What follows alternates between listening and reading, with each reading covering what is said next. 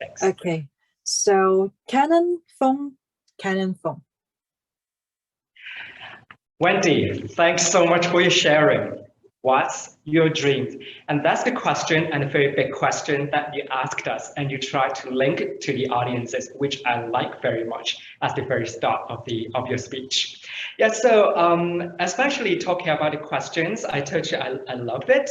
And the second one is that the linkage, I mean like linkage to the topic, because you were very genuine. Thanks so much for being genuine, sharing your own stories about like you're 7 years old, wanted to be a scientist, and at like into 12 years old, you wanted to be musicians. And I love that your personal stories is actually giving us more inspiration, and especially it's not easy to be having one person to be sharing the story, I mean her own story, to everybody publicly. And this is something very important to your speech, to make your speech very unique. And the third thing I like is that your message was very, very clear. What I perceived from an audience, of course, each audience, each person would have their own interpretation. But what I got and reflected was that you encouraged us not to waste any time. I mean, like, it's time for mistakes. And that actually we don't need to answer ourselves like what's our dreams, because the experiences are very important. And when it's time, your dream will come. And that's very important, and I love it very much. However, there is still some suggestion that I would like to give to you, so that Toastmaster everybody can be learning and growing together.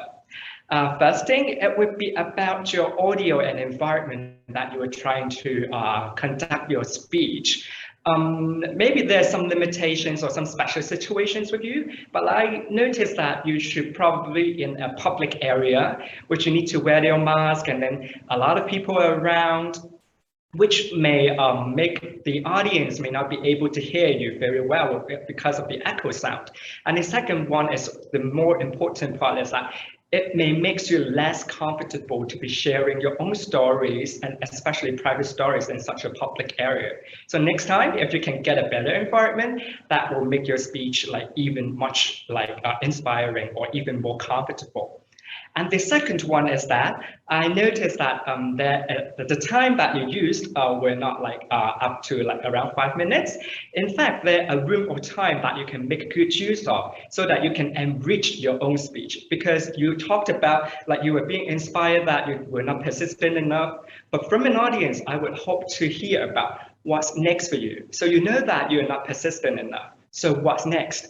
And these can also induce hope into stories and also into the audience mind.